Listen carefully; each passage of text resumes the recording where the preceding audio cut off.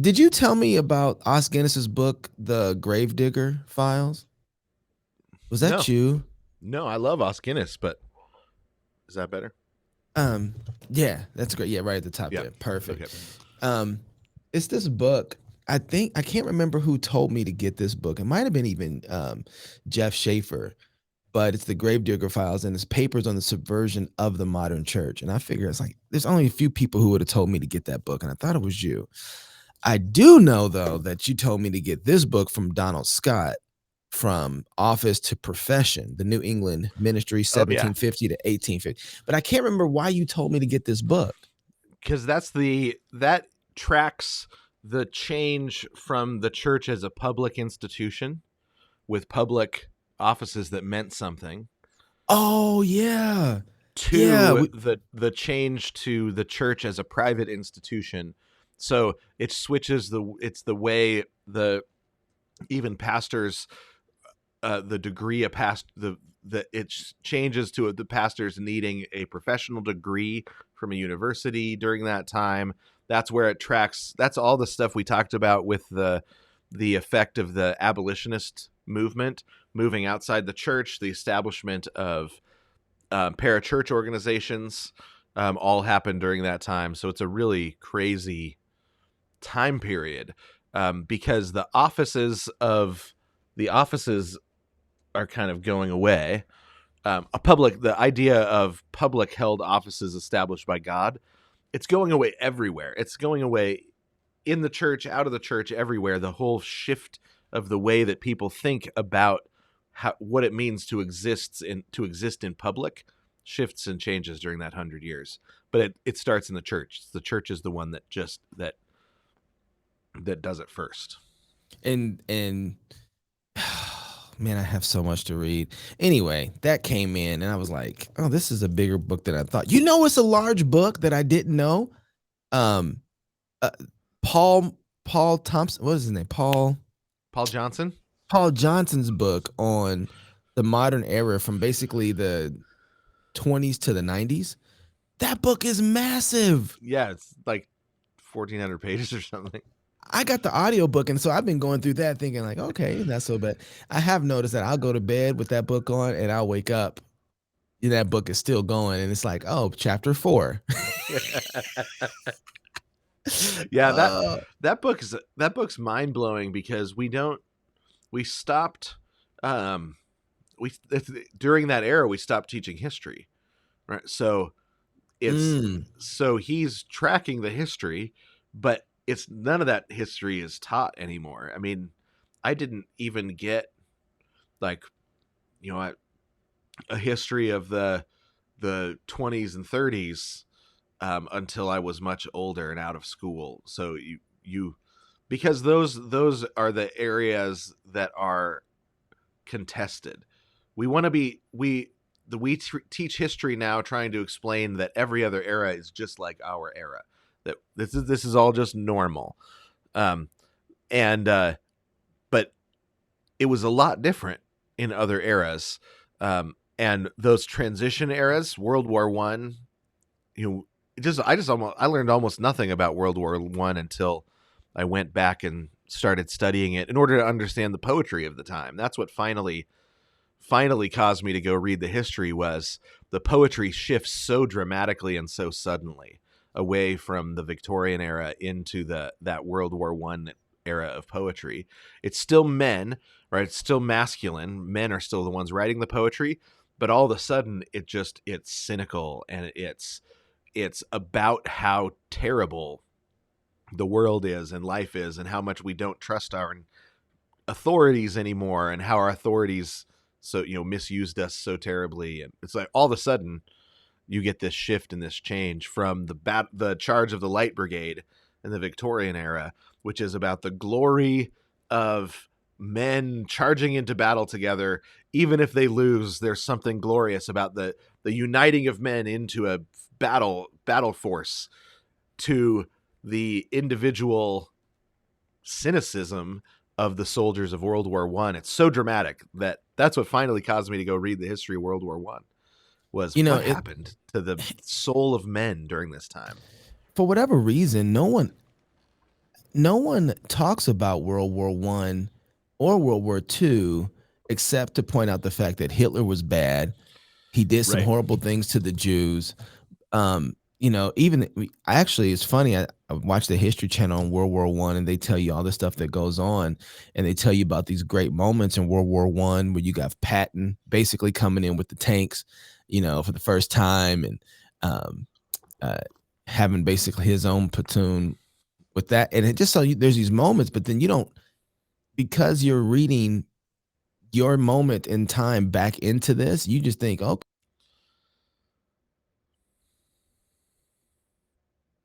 okay, yeah, that's the first time they had tanks, but you don't. Um, and it might be pretty radical now to see a bunch of men die with machine guns that we've never seen before, Right. or gas. You just don't think of what it has on the psyche of a man afterward. You don't think about those things. It doesn't have any effect into your world, into your worldview. You don't apply any kind of way. You don't say, oh, we have a fallout of generational fragmentation and actually severing from fatherhood. You don't even apply any of that. Why did we lose? Why did we stop teaching history? Well, I mean, there's a couple of reasons. One, I think, is just because the people that don't know their history are easier to manipulate, right? I mean, Mm, I think that's the cynical side of me that says you can't become the tyrant of a people that know their own story, right? A people that know their own story are protected from tyranny in and so I think there's a tyrant nature, a nature to tyrants that want us to not know history. But but I think also that there is a dislodgement um, that happened that of the of humanity. So one of the things about Gnosticism is that history is an enemy, right? And then we need to be saved from history, out of history, and that so we that need to be the saved out of tell it and from it. Yeah. yeah. So the telling of history is always going to be negative in a Gnostic context, right? There's not glory of ages past is not possible in a Gnostic context. We're always in the bad age. So you might get like in ancient Greece, you might get a golden age 1,000 years previous, and then a silver age, and then a bronze age. So when you hear about the Bronze Age, there's that's an old term. People it ended up being conflated together with the like, oh, they have bronze during this age, but there's actually the Bronze Age in terms of ancient historians was there's the Golden Age in the past when we were still close to our own humanity and to the gods, and sometimes humans weren't here yet in the Golden Age, and then the Silver Age, and then the Bronze Age, and then the Iron Age, which was always the age that mankind was in, right? The messed up age, the age of war, the age, and you had to be sort of rescued out of the cycles of history. And you see this in Hinduism, you see it in Buddhism, you see it, and then the cynicism of the modern world was the same sort of thing. You've got these cycles of history, and you've got to be rescued out of them, and you're rescued out of them in different ways in different time periods. But if that's the way history is, then you're not going to tell history unless you have an agenda that you're trying to push. And so that agenda driven history sort of became the norm in the 60s, 70s, in the academically in the academy, maybe even a little bit before that in the academy, until it became now the norm in popular histories, right? Like when I was young, I wanted to be a history writer, right? So I that was my first after you want to be somebody that swims with dolphins for a living when you're young, and then Not you me. no I didn't have that that. was before I knew about Shark Week. Yeah, now the ocean makes me nervous. There's gators in the ocean too. On if you're out in the Atlantic, why do you even No, get in the water? There's bull sharks and anyway. I would rather walk with the lions that live in the woods outside my house. Yeah. Yeah. Because at least I can run, Well, and yeah, they we on can build exactly. We can build stuff away from them too. right, Like, right. But if I'm swimming, there's no way I'm out swimming a shark or it might as well anyway. be in space. Yeah, exactly. Which I think the new Sharknado is sharks in space. So yeah. um, But I think, but so you've got this sort of shift in the way that history is done because of the cynicism that that there isn't, history was called moral philosophy before. Like mm, you didn't go study the science of history. You went and studied moral philosophy because you're trying to find the patterns of the covenant. How when did God decide, no more, I'm going to destroy these people? How do you not do the things that led to that, right? interest. Like moral philosophy is as the trying to discover the patterns of the covenant as well as just how to live wisely in the world God made.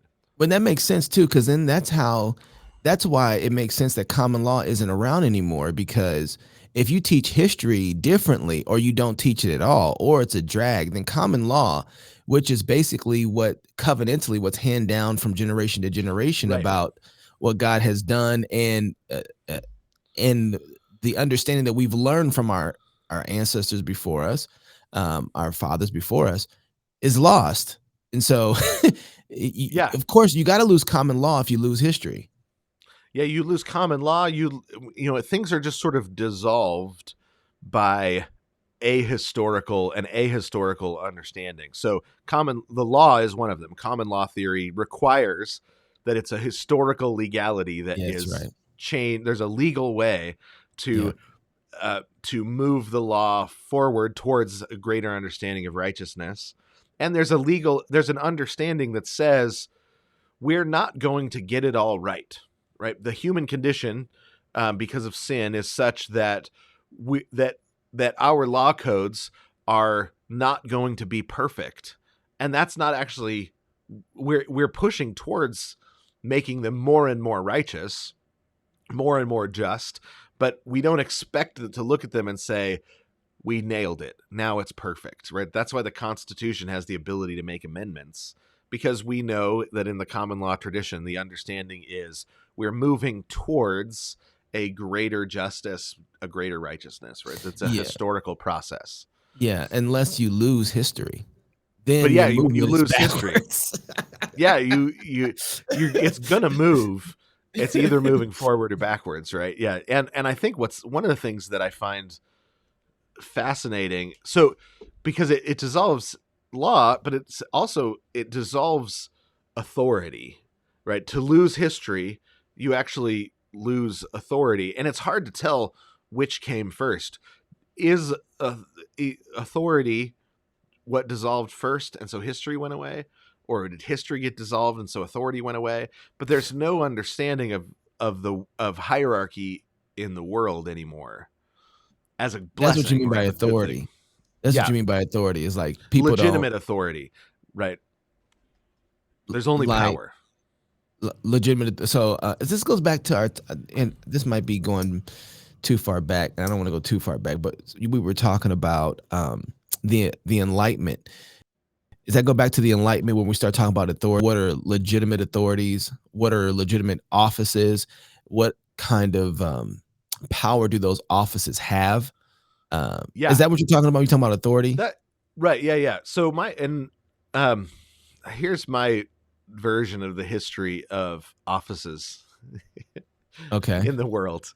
Right. So you go to the ancient world. You read Aristotle. You read Plato. Um, they believe that the economic realities of life are direct correlations to the ontological realities of the great chain of being, and they just believe it. They teach it. It's it's assumed that underneath it all, that there's this great chain of being, or inside, and this is where, for Aristotle, there's the it's inside each of us. There is an ontological reality. For Plato, there's an ontological reality in the mind of the universe, or the mind of God for Augustine, or there's ontological realities that each of us partake in, and they are the economic realities are in direct correlation to that ontological reality. And you've got that in Hinduism, with the great chain of being. You've got it in Aristotle. You've got it in Plato. You've got it in the Stoics. And the Gnostics were a sect of Christians, or they were trying to wed Christian theology to the great chain of being. Right? That's the central part of the Gnostic heretics. Right? There were the Gnostic secret mystery religions and all sorts of things, but the heretics were the ones. The Gnostics heretics were the ones trying to wed that ontological understanding with a Christian worldview. And you've got a bunch of pagans coming out of that ontological understanding, and so they got some traction early in the church. But then certain theologians recognize it and put an end to it, and you get the creator-creature divide established. What that tells us is that the economic realities are not correlated with ontological realities. You So if say are not. somebody has You said are not their coordinated with because you broke up. correlated, there's not a Correlated. correlation, right? So if somebody has more money than you, then Yeah. it doesn't mean they're more human than you, right?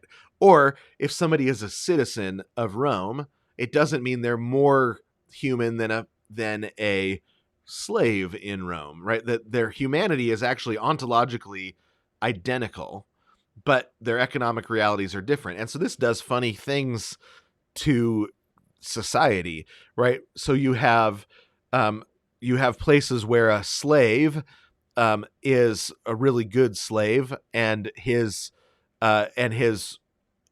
master realizes it, says, "I don't get it. What's going on with this slave?"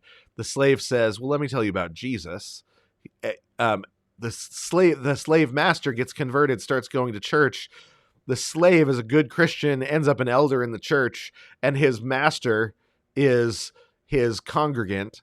And so you've got on Sunday morning you've got the slave over the master, and then the other 6 days a week the master over the slave, and it has this way of dissolving the institution of slavery until it no longer makes any sense. It's made illegal for 1,200 years. It's 14, well, almost 1,400 years. It's illegal in the West because it doesn't make any there's no ontology to support slavery. Can I jump in right here because I've heard you Yeah, say this yeah. before. I think we've talked about this before, and I just want to observe something that I haven't observed before, which is acting upon the ontological realities of people creates an environment where economic realities that are unjust fall apart. Yeah, We should they not forget that. That's a right. massive wow. That's really good, Jason. That's So really good. yeah, the injustice is sort of just dissolved by the realization that we it doesn't the injustice ceases to, because there are justifications for injustice in paganism, in those sorts of in those Right. different views of the world, right? And they're dissolved as those views of the world change and go away. um so to this, in my church, I am not anywhere near one of the wealthiest in my church, but I'm an elder. And so on Sunday morning, there's an authority that, as an elder, that I have and am called upon to wield for the benefit of the church. That if it was a Wednesday afternoon and we were all going car shopping, I would not have, right? Because there are people that have plenty of money. They've got a position in society. They have an economic position in society much higher than mine. But then on Sunday morning, I have an eldership that is a real hierarchical authority that God has established over people that would be over me in other areas. And there's no discomfort in that. When there's not injustice, there's no discomfort in that in a Christian view of the world, because the ontological realities are not wrapped up or affected by the economic realities. But what happens is a lot of institutions that are based upon that assumption, even if they're the good institutions, when you get to the Enlightenment and they start saying, well, wait, there's not an economic, that the economic realities are not matching up with the ontological realities, we should fix that. Right.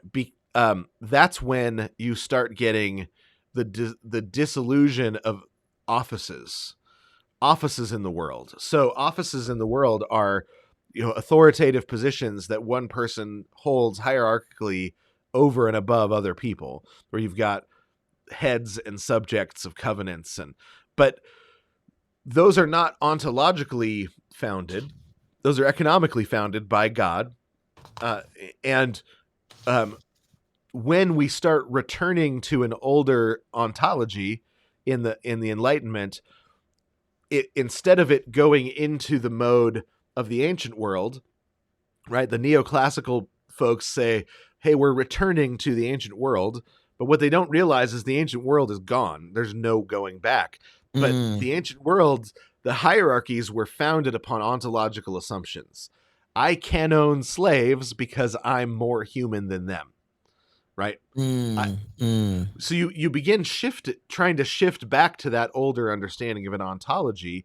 But now, instead of being able to say I'm more human than them, I should have authority, they say I'm not more human than them, therefore there should be no authorities. There should be no offices. There's no covenantal authorities that are legitimate. So every authority comes under the microscope and is dissolved by Gnosticism, so that all you have in the end of the day then is power, and the powerful and the powerless. Is that go ahead. I'm sorry. Go ahead. Finish that. Just because there's no longer God established economic offices that have no bearing on the ontological equality, right? That the possibility of that goes away, and so the possibility of real authority goes away. But real authority in the sense of real official office held hierarchical authority, that leaves the possibilities within our imagination because of the shift of things. And so is it fair to say that everything goes egalitarian? Because everything, yeah. And so exactly.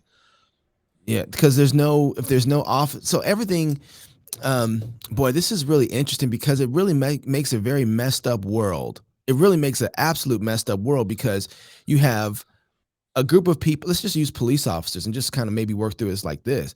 You got police officers out there who have a real office, who have a real authority, and then some take that office and that authority and overextend themselves to make them outside of the economic realities and gives themselves an ontological reality over people.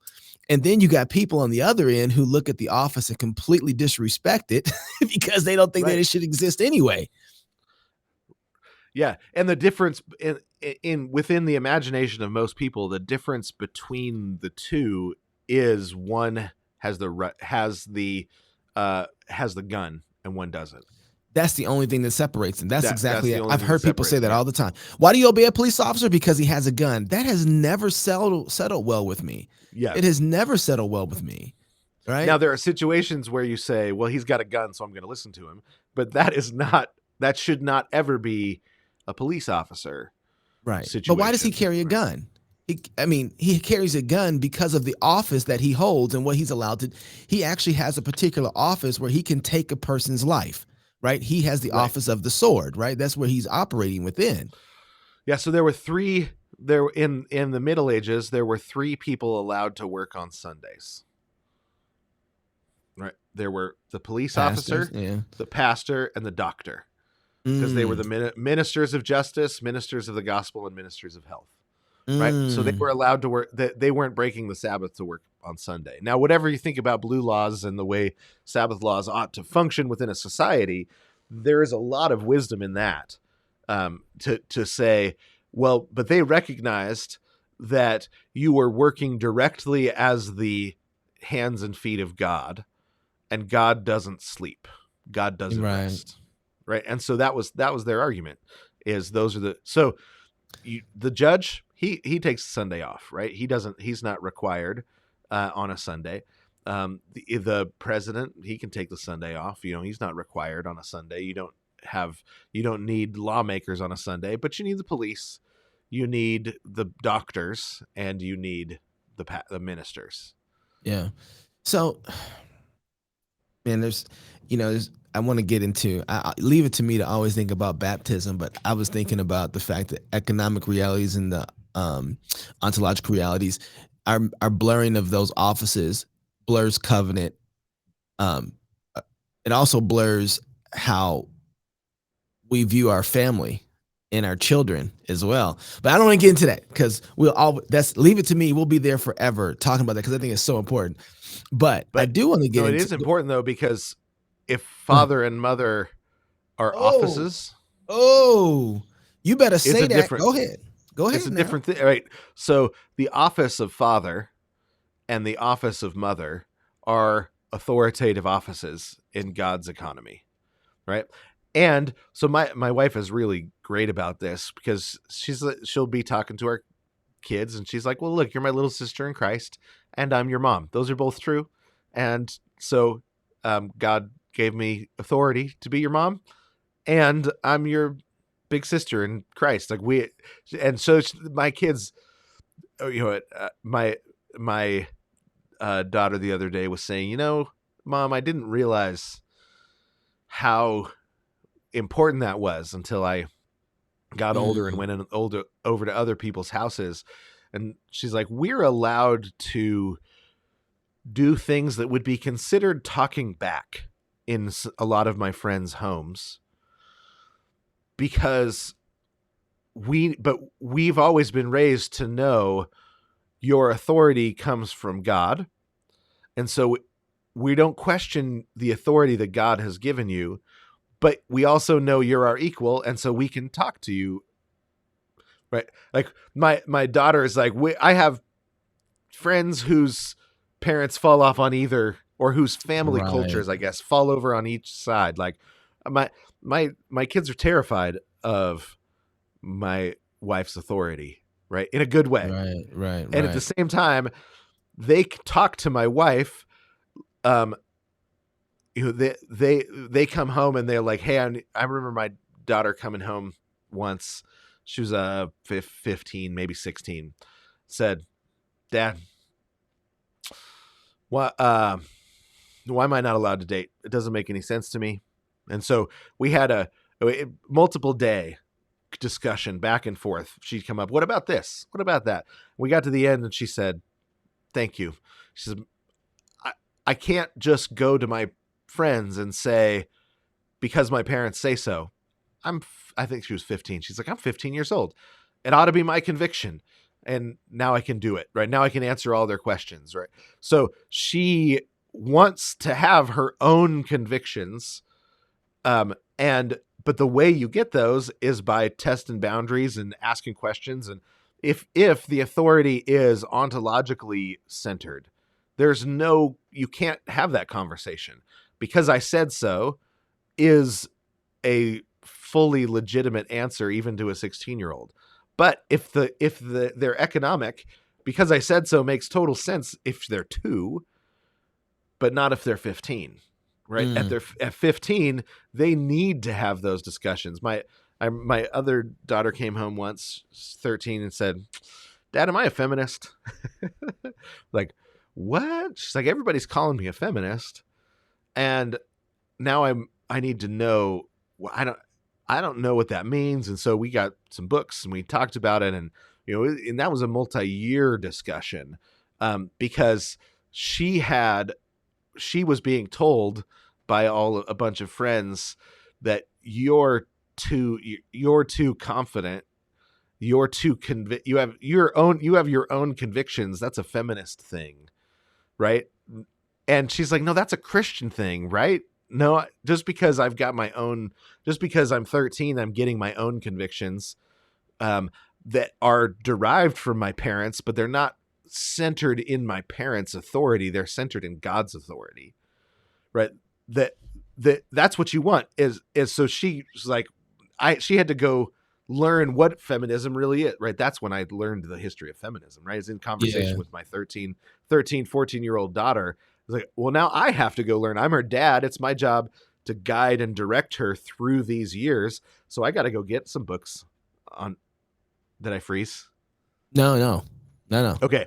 So I got to go get some books on feminism. I got to learn this. I got to know how to guide her through these years where she's smart, she's bright, she's convicted, she's spicy, she's got a mom who's incredibly convicted and smart, and and so, but she's being told, well, that's what feminists are like, right? Well, it's so then I'm her dad. I gotta go learn that stuff because my authority isn't vested. My authority is vested in me, but it's not centered in me, right? Mm-hmm, It's a mm-hmm, real authority that God places on me, but I wear it because it's not ontologically based. It's economically based, right? mm-hmm. And the goal is that they grow out and go off and establish their own households. They become fathers and mothers that are then vested with an authority that's not ontologically based, that's economically based, that's an office, and then their children are blessed by their ability to wear comfortably a vested authority that's not centered in us, but that is given as a gift to those under our care, to us to wear. And we're really uncomfortable wearing authority because we're post-enlightenment Gnostics. Were we supposed to be talking about this today? This is not what we were supposed to be talking about, was it? I don't know if I never know what we're supposed to be talking about. You just say, No, "Hey, don't what even should I say read? it. What should I read? What should I read for next time?" And I give you something, and then you ask questions. Yeah, it's true because I have a lot and of I show up questions. unprepared, and then and And you wander preach to us me the off whole into the time. wander us off into the woods. Man, speaking of wandering off into the woods, because so we were supposed to talk about okay, I just gotta talk about this real quick because this is really good. I was on Whitlock yesterday, and we were talking about Elon Musk, and it's been interesting to watch him come in to, speaking of offices, this is really interesting. It's been interesting to watch him come into the game and completely make Twitter, like it feels like Elon Musk is in a house full of roaches with social media. Let's just call all the social media a house full of roaches. And he goes over to a dish on the table and he lifts it up and all the roaches scatter. And that's what he did Right, with Twitter. He just lifted up the plate and all of a sudden everything was underneath that plate was just a bunch of roaches. And right. and it's been That was amazing to watch. and it's still happening. So it's not like it's over. But it's been interesting to me to watch people, I don't know, say cheer improperly, because I'm kind of cheering in one sense. I like to see what's going to happen, but put their expectations and hopes inside of Elon Musk, because we want Twitter. Like the people who are on the platform, we want it, you know? Right. It's been amazing to watch us kind of like try and get Twitter. It's super interesting too because he's not really a conservative in any traditional sense of the word, right? I mean, he's No. libertarian of some stripe, but he's really, That just means autonomous. That's all that means. yeah. Well, that's exactly the point I was going to make is he is in favor of autonomous man,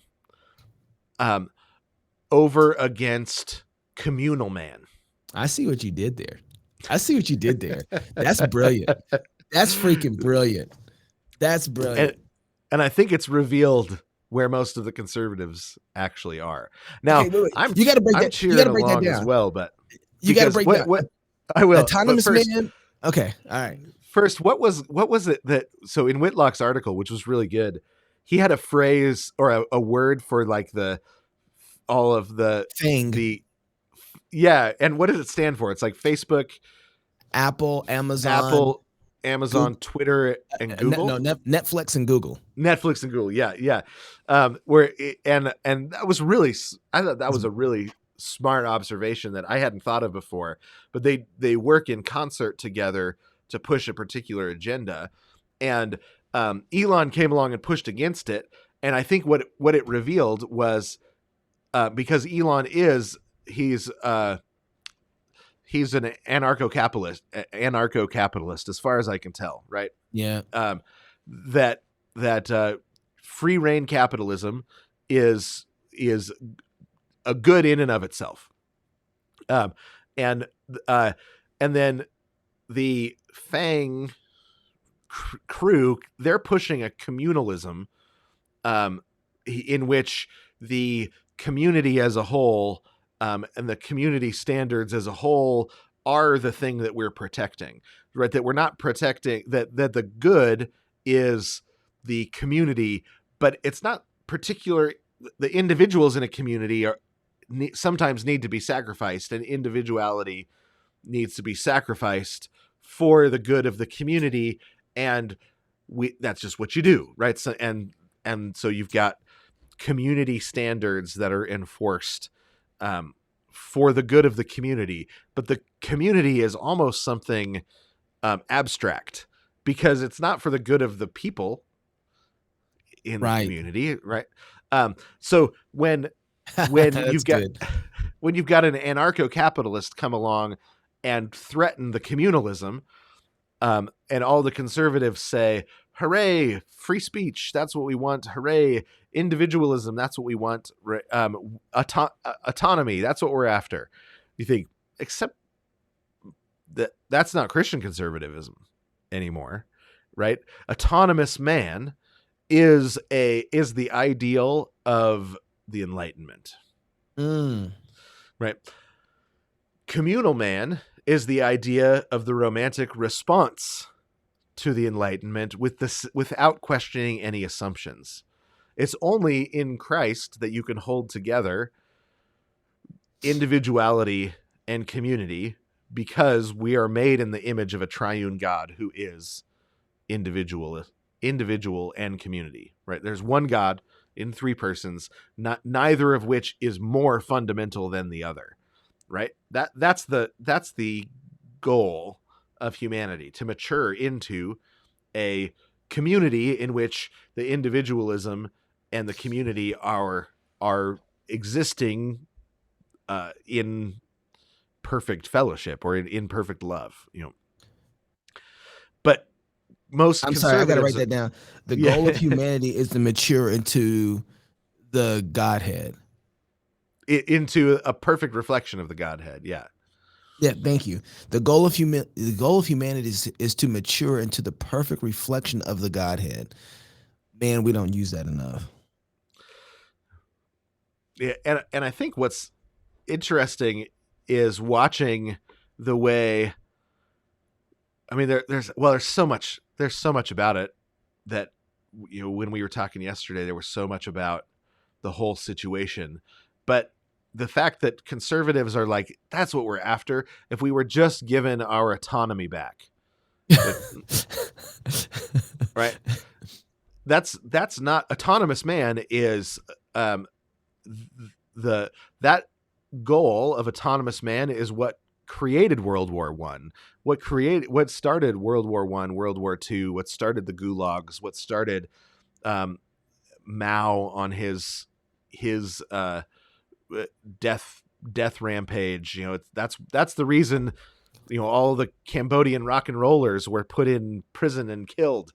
Right? There's this amazing Cambodian rock and roll scene of all this Cambodian surf music, and all of it got stopped, and because the communists came along and they said there's too much individuality, right? Too much Mm. individuality. We need to be, that individuality is a threat to the communalism that we're after, right? And so that fight between individuality and communalism is the what gave us the bloodiest century in the history of the world. So Right. Jason, is that, would you look at communalism and say that's kind of the National Socialism? Right? Communalism is National Socialism. Are those two merged Well, together when you talk about communalism?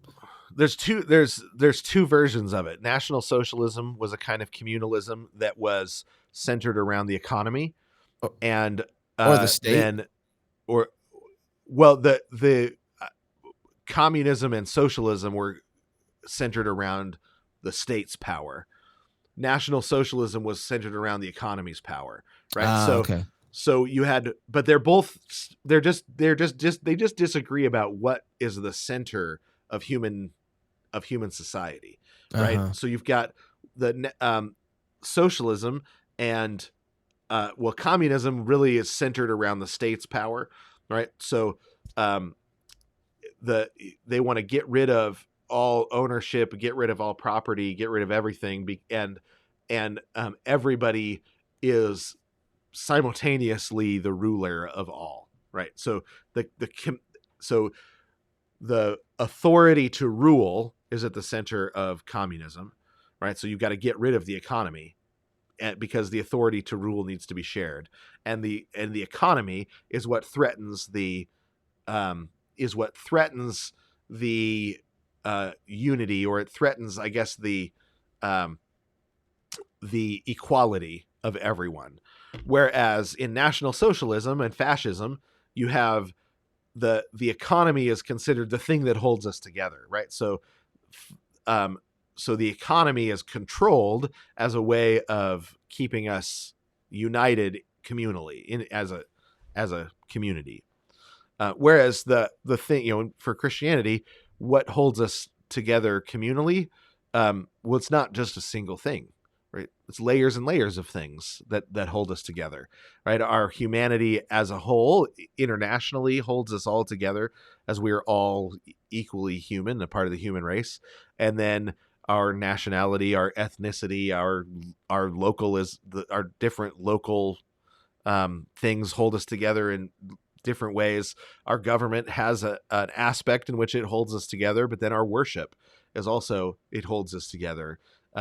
And internationally, it functions the same way. You visit some other country and you get the international, and you visit a church, and you're immediately, united with people in the faith. And then you have then our local, differences from one church to the next that hold us together into smaller communities. So there's not a single node for our identity for Christians, right? So our identity is even in terms of our relationship with God, we are our identity is in our relationship to the triune God, to the Father, to Jesus, to the Spirit, to God, the one God, right? So there's many nodes that hold together identity in Christianity, and that's not a threat, because of the fundamental reality not being a single idea or anything. Which is Am I why, making? no, absolutely. Because all I'm thinking about is, so in order for you to destroy that type of reality that Christianity actually holds things together, not by one thing, you actually have to come through and unsettle multiple pieces of reality in Right. order to be able to destroy it. Right. Yeah, there's an enormous amount that you have to dissolve, And right? we see You it can't. happening too. Yeah, it's happening all over the place, and you see that the disillusion really began shortly before World War One, and then was 120-year process of dissolution, of dissolving of all of the different authority structures, and and but it's not just the left that is doing it, right? You see, so right now, man, the stuff going on in Florida, the don't say gay bill, and Yeah, yeah. the That's not, yeah. critical race theory, like the governor putting together things to stop that, is one more way of dissolving dissolving society, right? Because that's not what the governors do. 20 years ago, I remember conservatives fighting for local control of their public schools like they used to have. Now all of a sudden we're cheering on the takeover of the government schools by a governor, right? That governor, that's asking for it, right?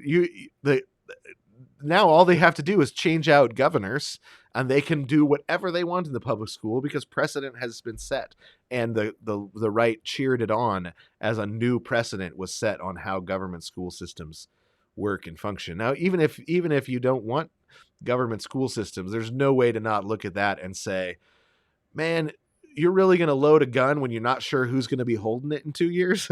Yeah, that's I exactly what we're mean, willing to do because we we can only are. think. I Yeah, mean, we we that was we, we the that was the redefinition of marriage in 1979 by the conservatives, 78, 79. uh, We're going to redefine it federally so that now there's a federal definition of marriage, which gave the it gave the left the legal ability to change the definition of marriage because well, it gave the it was governor established. it gave the government an authority to even be able to say that it had control over men, right? Like it says Yeah, you said something that I thought was really good when we were talking about Elon Musk. We were talking about the fact that people are trying to use, and I'll make this tie in, trying to use the First Amendment as a way to put pressure on Twitter. And the point that you made was that, um, listen, the First Amendment is designed to limit the federal government, not to put pressure on Twitter. And if you misuse that particular tool to try and put pressure on Twitter in this techocracy that we're currently in, what we're going to end up having at the end of the day is exactly what techocracy would want, is to be looked at like a government official or a governor that has control. So they say, all right, if you're going to treat me like that, then I get to do this. But they get this, and this is what I started to grasp, which they get this though without any form of election. They get this through a back door because we want free speech and we want to misuse the government to be able to grasp as something that's not even ours. Twitter isn't ours. It's theirs. And if they want to do whatever they want to do within their category, you're not being limited at all. You can say whatever you want to.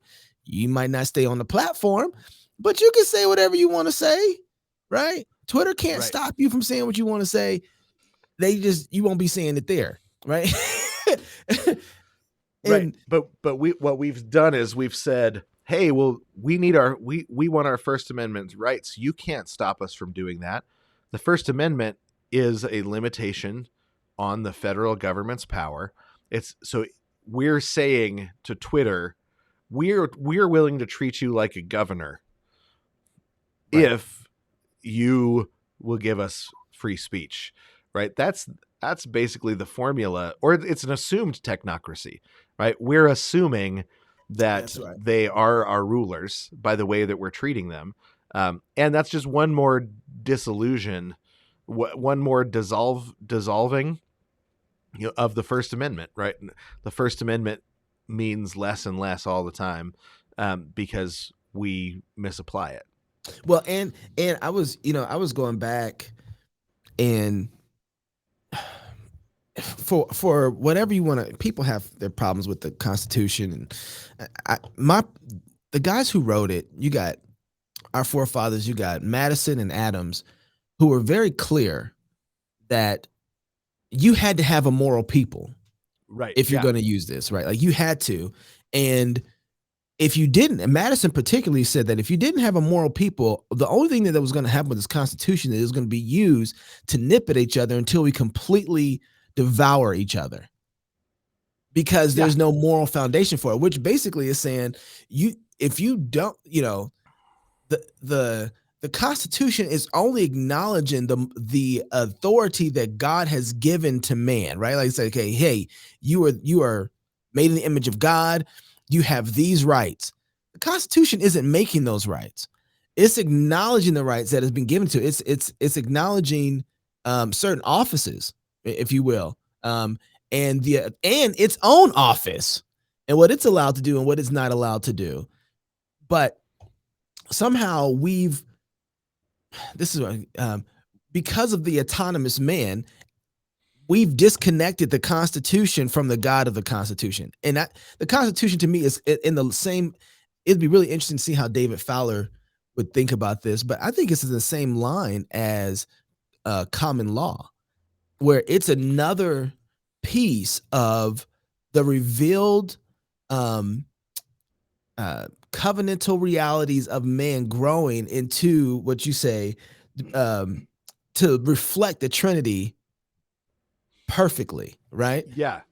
Well, I mean, it is definitely a part of the stream of common law because they're taking common law principles Right. That and yeah. and everything, but uh, but one of the central things that's about it was they actually it's a mix of the common law tradition and then some of the new enlightenment thinking about the law, where they Mm, said what's the ideal, how can we wrap some of this new understanding of ideals into our constitution. But what's so interesting is they drew the ideals from the way the Presbyterian church governed itself, right? And so it's a part of the common law tradition, um, mostly mostly because in the older common law tradition there was common law and then there was canon law, right? Church law, how the church governed itself, and the two of them were in conversation for 1,000 years, right? Well, the last time they talked was the American Constitution. The wow. so the idea that so, and that's where that From Office to Profession book is so revealing, because canon law leaves it walks itself out of the conversation on law, right? Whereas you look at say the beginning of the English Reformation and Henry VIII, and they he's got people scouring canon law and common law to figure out what is his legal authority when it comes to having a wife that doesn't produce an heir. Mm, Right? They're studying canon law, common law, civil law, but they're also studying canon law to see is there wisdom in the way the church governs itself that is not authoritative in the situation, but can inform how we interpret canon law and or inform how we interpret common law, right? So there's this legal conversation that starts with Rome, the Book of Deuteronomy, and the seven nations of England, this their legal system. You start this conversation, and then as the church grows and matures, the church enters the conversation with its canon law, its self-governing the self-governing law. Well, when the Presbyterian church splits off, they organize according to uh, the aspects of common law that have to do with the systems involving their tribal law, right? The old tribal law of the Angles, Saxons, Jutes, Picts, and Scots, right? You've got these tribes that all existed there, and there was this the common law was laid over the top of the tribal law system. They've got all their clans, they've got all of their elders, they're all there. And in the Bible, there's a time when God's people are organized according to a tribal system. And so they take that aspect and they say, well, what if we were to take this into the conversation the other direction, into canon law, the way that the law of the church, self-governing law of the church functions. And the Presbyterian church is born out of this clan, tribe, elder system that is there in the Bible, because God organizes his people multiple ways throughout history. So it's there in the Bible, and they say this is the one that we think is actually oldest, right? So you read a history like the History of the Church by Cunningham, and he argues that Presbyterianism preceded the bishops, the bishoprics and the archbishoprics. Presbyterianism was first, and so that's part of the way the argument works. Is the because it's a historical legal development, right? So Presbyterianism is established in Scotland as as it comes into conversation with common law and previous canon law, and then the a lot of the so before the Reformation, the Eastern Church Fathers, the Greek Church Fathers, weren't available. But when Constantinople falls and the Eastern the priests from the Eastern Orthodox churches come west, this whole nother group of Eastern Orthodox uh, church fathers, Greek speaking church fathers, is also introduced into the conversation at the same time. And so the Presbyterians reorganize the Scottish National Church around clan, tribe type of laws, right? And then after a couple of hundred years of that, the wisdom of that gets into conversation with the common law tradition, and the American Constitution is born out of that Presbyterian canon law and the common law of England, which is currently functioning in conversation with the Episcopalian law of the Church of England and Rome. So the American Constitution is the last time, though, really, that canon law and common law get into conversation, and something new is born out of that conversation. So it is something new that is born out of it, but it's this. It's still within the historic way that constitutions are born. Now that constitution sits on its own, and then it affects the legal systems all around the world because they see the benefit of it, right? They see the wisdom of it, but it doesn't affect it in the same sort of way. It affects it directly as a constitution, as if the constitution can be picked up out of the conversation and then dropped into a new setting. Uh-huh. Which is what we call, yeah. Yeah, and so you get all sorts of constitutions written and born, but in an enlightenment context, entering into the conversation in an enlightenment context is different, because now it's looked at as one ideal amongst many ideals, and how do we coercively enforce that particular ideal? So rather than it growing out of the offices, the legal offices, the historic offices, the offices that God established, of father and governor and minister, and judge. There's a lot of offices that God establishes throughout history. Parent, yeah, father. You've got all of these offices established in that setting. You don't have that necessarily in other places. So you drop that constitution into a conversation, in Africa or in India or in Australia or something, and it's a different sort of thing. Because I'm sorry, I don't want to miss anything you were going to say. What were you going to say? It's a different sort of thing. It's just a different sort of thing in that context. This goes back to what we were talking about earlier. It's because we've absolutely severed history from. So when you say that it's the last time they met something new birthed, and whatever was birthed, praise God for it, but it's forgotten its history, its lineage, its foundation. So that, and people are trying to take that particular thing that was birthed and take it and remove it from the roots that it came from in order to try and make something new from. That's kind of scary. It is, because it's supposed to just be a continuation of the conversation as we continue to move forward, trying to figure out how to establish justice. But when you get to the Civil War, you have a reframing of the Constitution into an Enlightenment context, right? Like, you got to remember, Karl Marx was writing for the New York Times during the Civil War, right? So that's the era of. Yeah, that's the era. Don't just say that and drive by it. That was a drive-by shooting. Of the Civil War. It's the era of the Civil War is Karl Marx's writing. You've got all sorts of people trying to establish communes. Marx isn't the only communist. He ends up being the one who establishes the most radical. He's not even the most radical, but it's the most, I would say, severed version of communism, where he tries to really sever it from historic roots, and blame it all on the existence of economy, right? So, because he's trying to say we've got to be ontologically equal, so there can be no economy.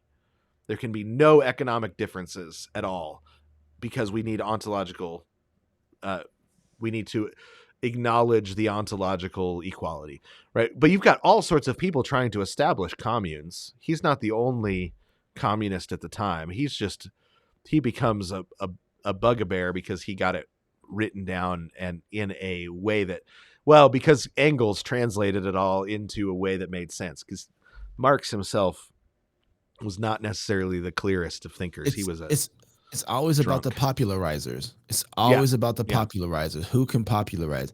First of all, I just sat here and listened to you. How do you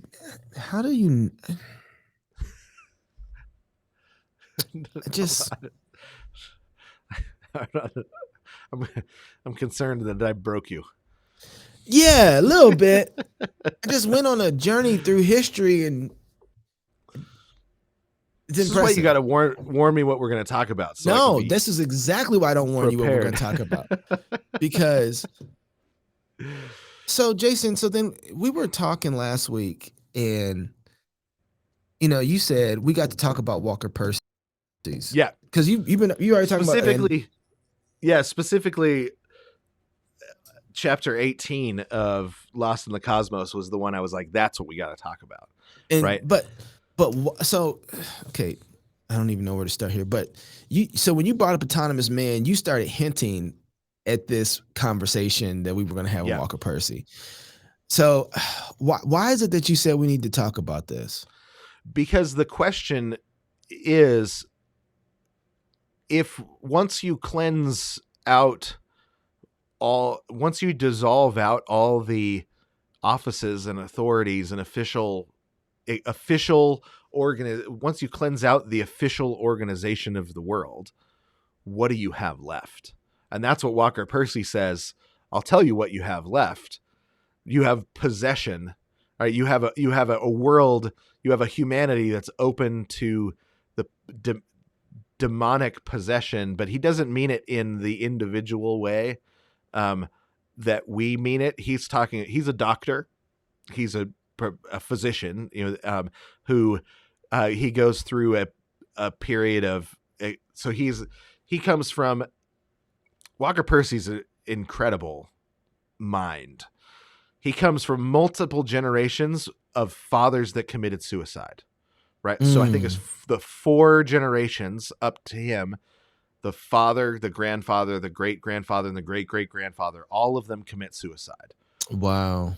He goes nuts in his so he becomes a doctor, he begins practicing, and then he has a complete disconnect with reality over the fear that he will commit suicide.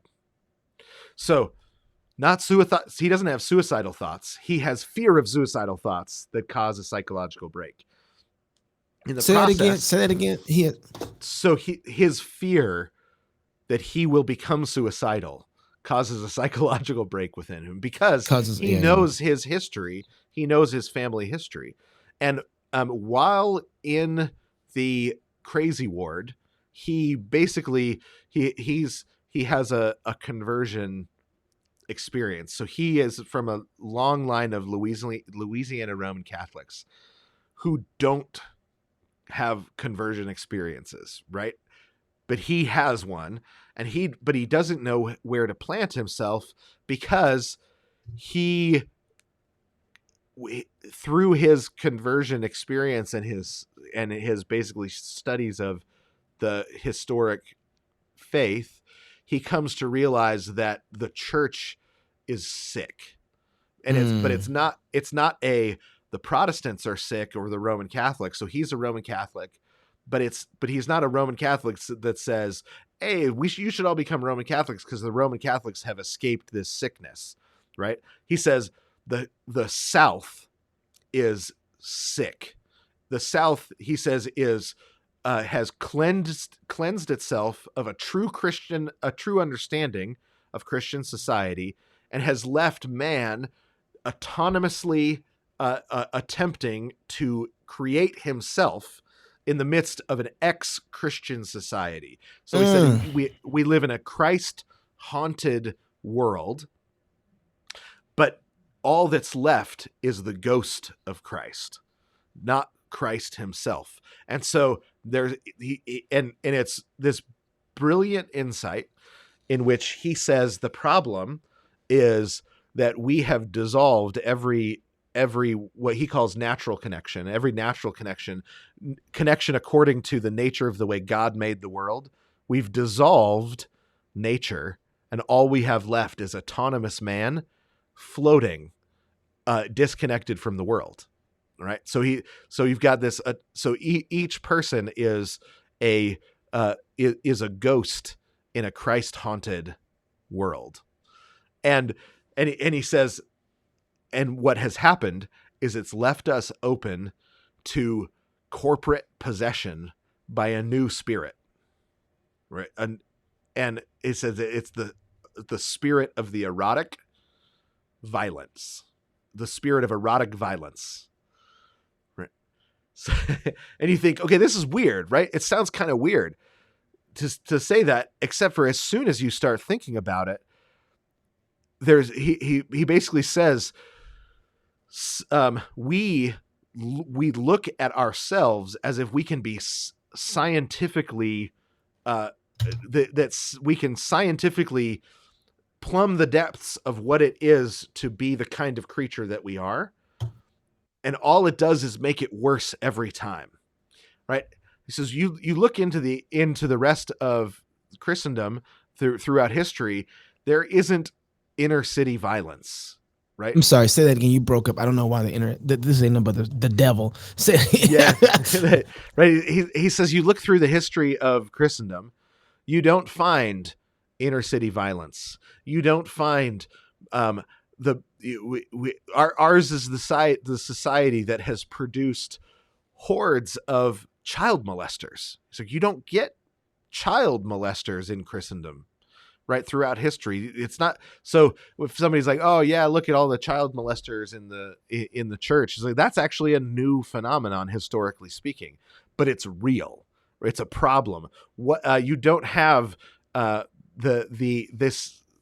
sort of obsession with the erotic. And C.S. Lewis talks about this as well in Mere Christianity. He said you don't have if you went someplace and they had a cheeseburger that they kept behind a veil, and they slowly moved the cheeseburger and revealed it, and you got to see it, and all the people started going wild as they watched this cheeseburger, and they whistled at it, and they said, oh my gosh, look at that beautiful, amazing cheeseburger. And then they closed it up and nobody ever ate anything, and you thought that was somehow normal. You would look at those people and say, they've got a weird view of food. There's something wrong there. They're definitely not satiated. They're not fulfilled in their view of food. There's something that is broken. He said, go to a strip club. That's what happens with sex, right? He says there's something broken about our understanding of sexuality, that we wow. expect it to do something that it obviously is not doing, because you don't walk away fulfilled by it. Walker Percy is putting his finger on it, and he's saying this is not a one-to-one personal problem. This is what happens when an entire society misuses science to claim autonomy from God, autonomy from the historic institutions, and autonomy from any sort of real authority in the world, right? There's not authority. There is power and the powerless in our understanding of society, because real authority would imply real ontological superiority, because Christ has made it impossible to claim real ontological superiority.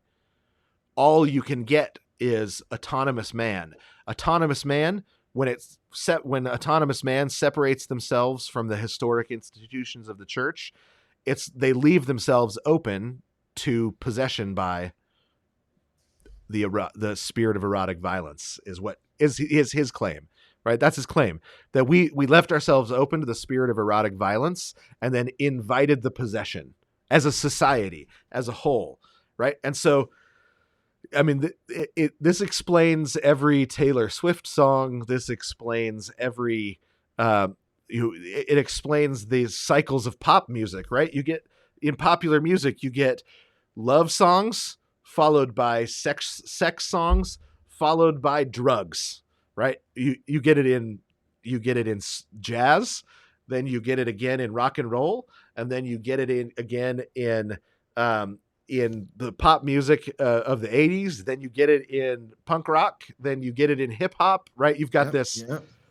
this cycle of love is going to bring ultimate meaning to my life. Oh, that didn't work. Maybe it's actually just about orgasm. Oh, that didn't work. Give me some pot, right? Hit me with heroin, right? That you've got these cycles of expectation, that disappointment, followed by trying the next thing, followed by disappointment, followed by new expectation, and then eventually you get a bunch of ex drug addicts, trying Hinduism or Buddhism or whatever it is, right?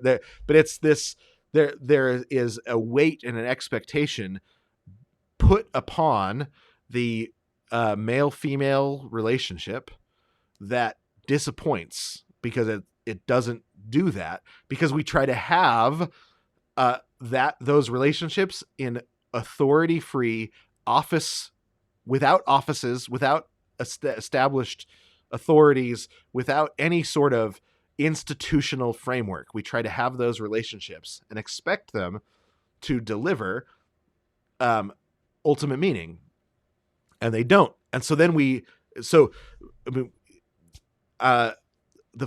the oddest conversations that I've always had about people say, oh well, it's gay marriage. You say, well, I don't actually believe gay marriage is possible, right? And people say, how can you not believe it's possible? You can go get a license.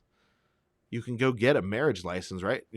And then you can go say your vows. What's the problem?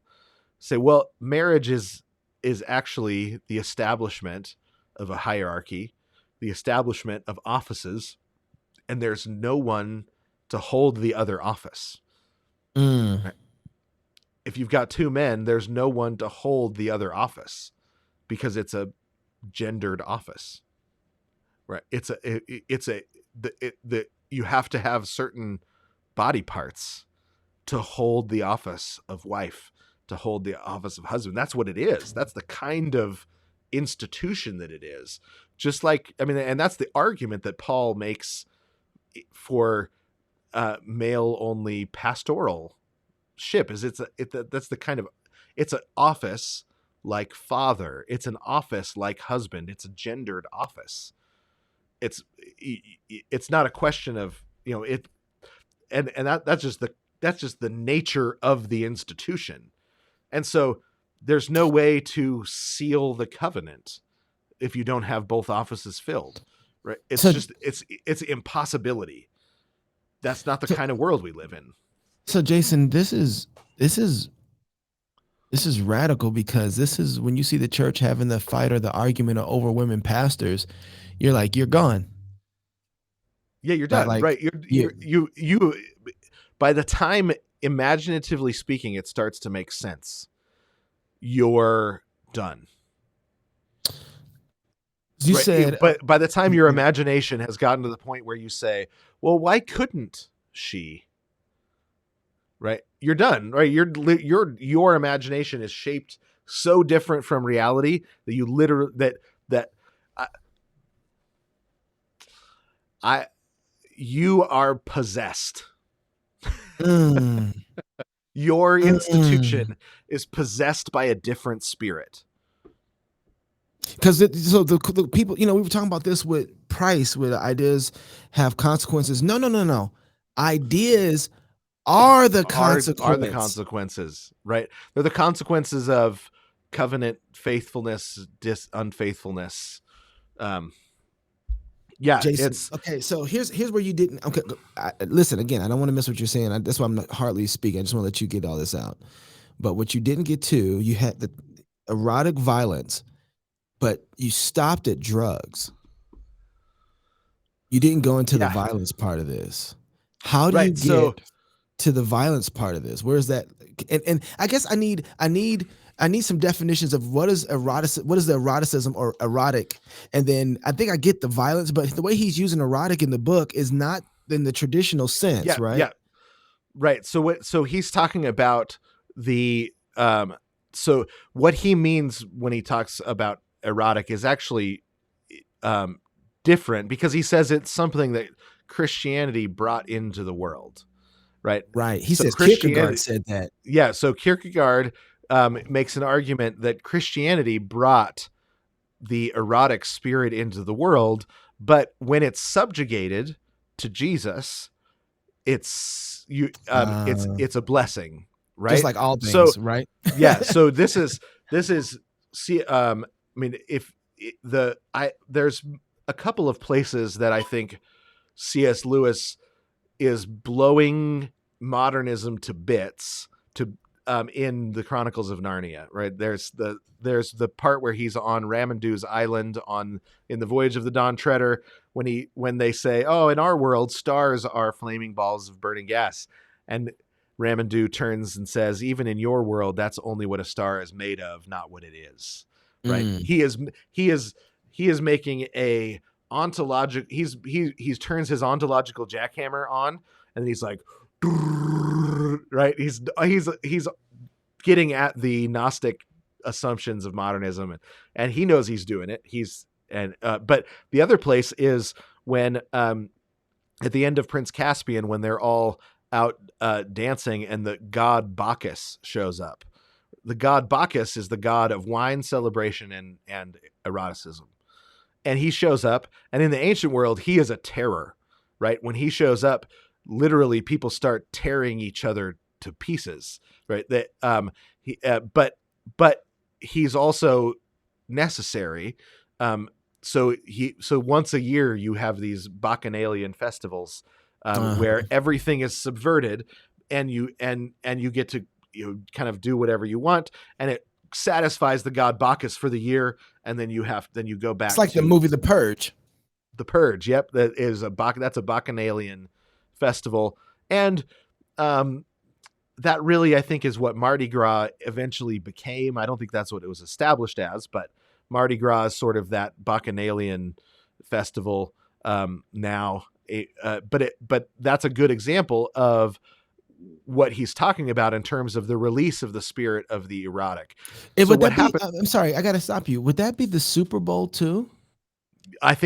Well, it used to be. I honestly think the Super Bowl has lost its charm, and that's scary, right? The super Because and UFC lost now its is, yeah. charm.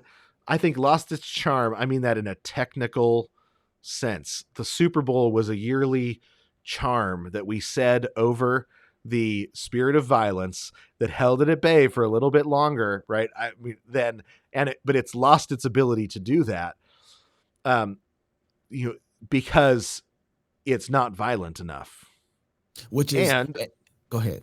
yeah, which is scary, right? So that means one of the things that we as a society were using, sinful or not sinful, but we were using it to hold violence at bay, I think doesn't work anymore, right? And I think this last year proved it, when one of the numbers were way down, and um, it didn't have the same sort of effect that it has had in the past, right?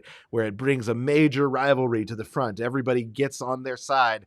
The one side wins, and there's a big, a violent uproar, and then everything settles back down, right? It didn't Usaz, work, yeah. right? Yeah. So what you have at the end of the last of Prince Prince Caspian. Caspian Yeah. is there's a festival to celebrate the victory, and Bacchus shows up, and Lucy goes out and is dancing with Bacchus, and then comes back to Aslan and says, "Aslan, I don't think Bacchus is safe, right?" And Aslan says, "You're right. Bacchus is not safe unless you're with me." Right? So Mm. that so that that that bacchanalian spirit of the ancient world was literally violence. It caused violence, and that, but in a violence abating way. There was a desire for violence that would build up, and then you would have to have some sort of bacchanalian festival that subverted the authorities for the day. Right, that was an important part of it. The authorities were subverted for the day. Violence was allowed. All of the normal limitations on sexual activity were, for one day, were taken away, and then that it all went back to normal, and that was how you kept the authorities structures in place. Was once a year you acknowledged their oppressive nature, you acted against them, and then it all went back to normal. Well, what happened was the the the erotic was removed from those bacchanalian festivals by cleansed, and was then returned to people as a blessing. Right. That's So what Christianity did, that's right? what Christianity did. Yeah. So it cleansed the sexual relationship, which was always on the verge of violence in the ancient world. Right. So you have, I mean, you read about the Spartan,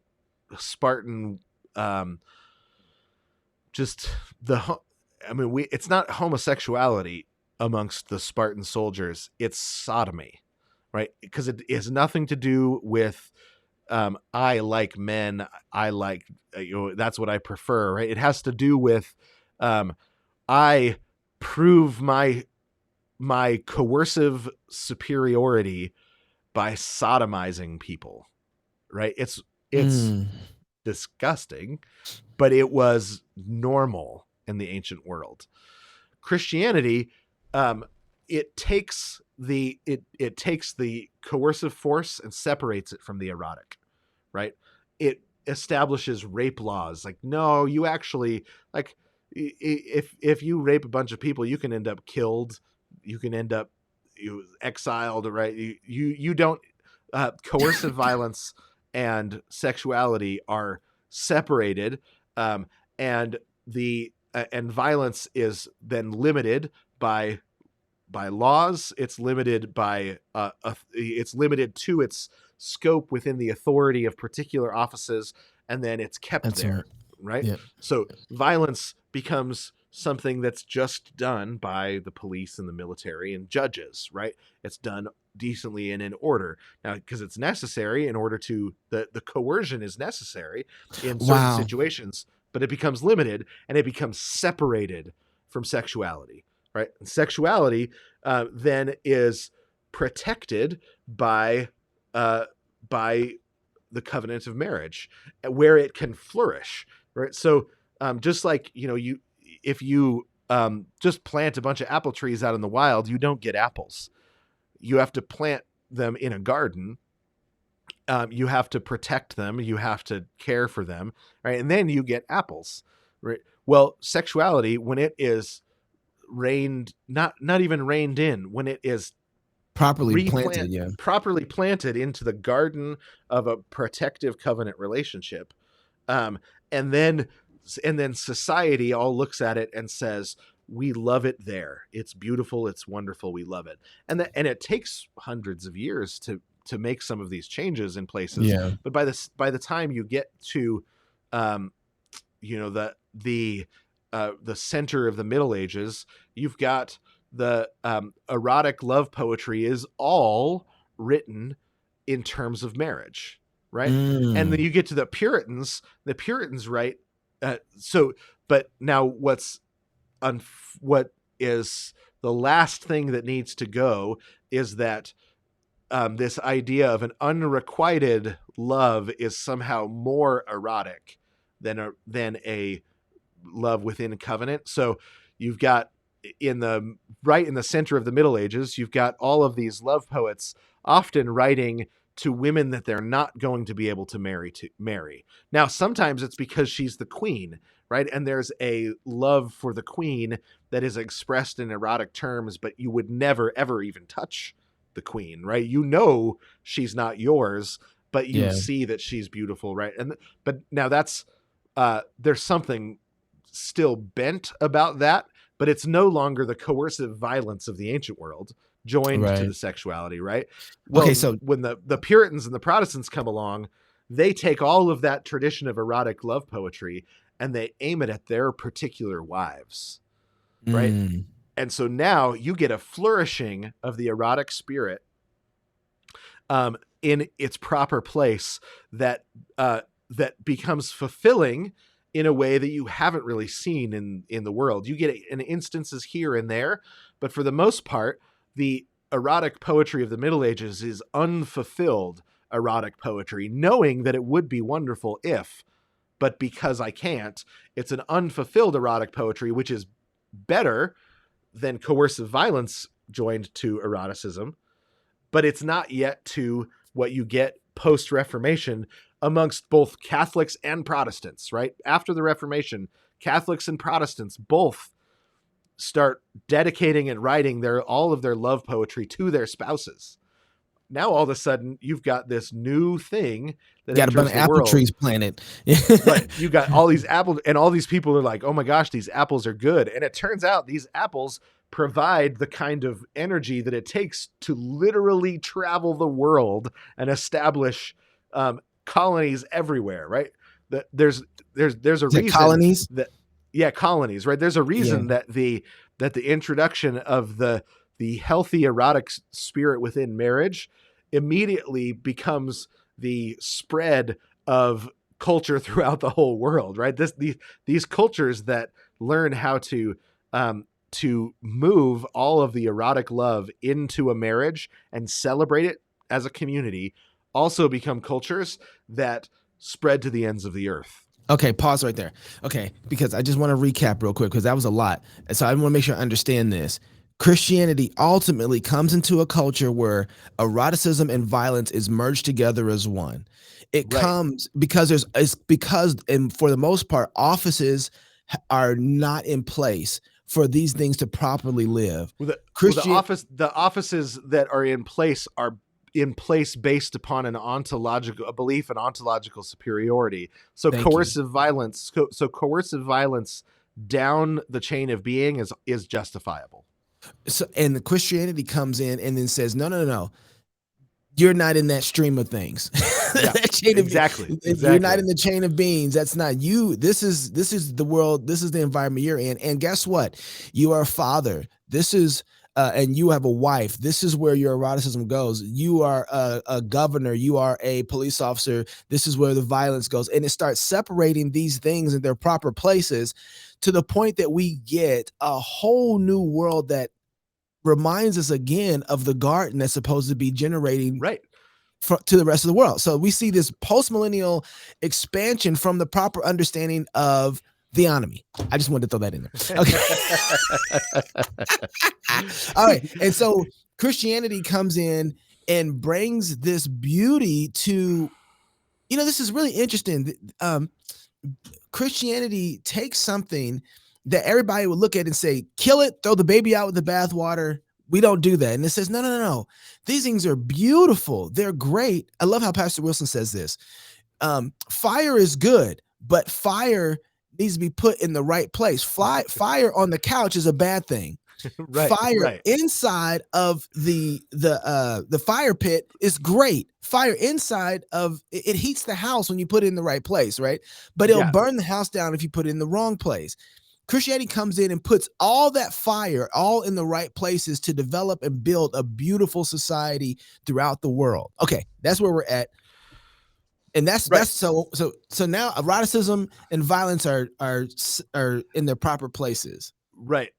And but what happens though is as as the enlightenment,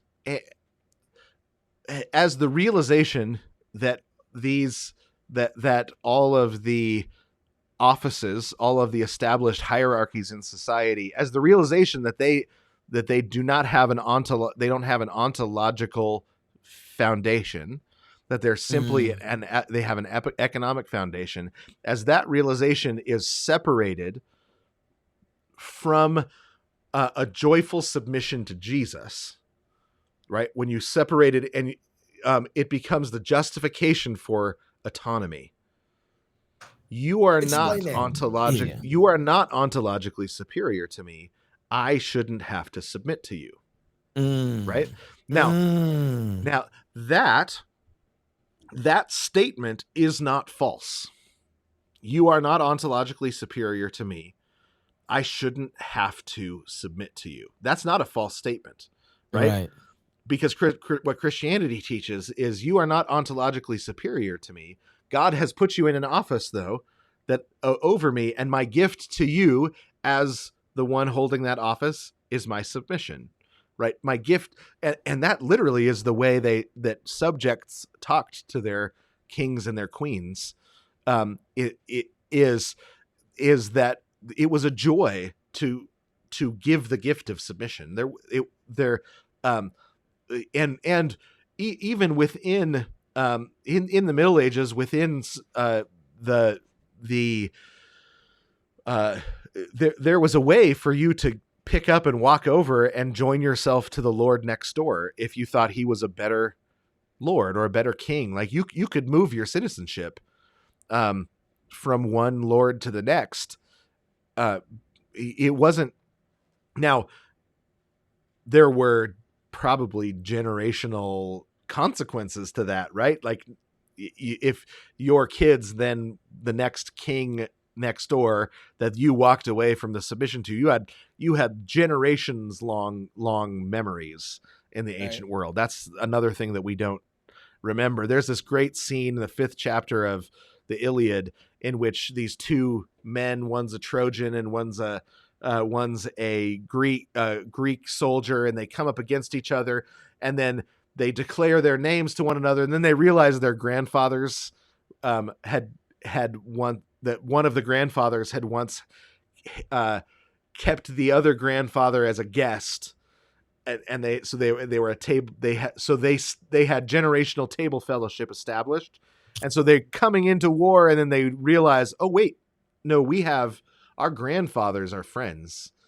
Never mind. So they stop the fight and they begin exchanging gifts with one another, like in the middle of the battlefield, when they realize their grandfathers have covenanted together as friends. That they're like, oh, well, we can't fight. We're in different armies, but our nationality is superseded. Our ethnicity, or be nationality. Our nationality is superseded by our grandfather's covenant. And so Yeah. they stop this battle. They exchange gifts. It's a beautiful scene. I mean, it's like a tearjerker in the midst of it. And so that ancient world had that long memory in terms of loyalty. When the loyalty, but when the loyalties go away, when are dissolved, because all of our loyalties are derivative of our ultimate loyalties. When we lose ultimate loyalties, all of the Yep. sub loyalties go away.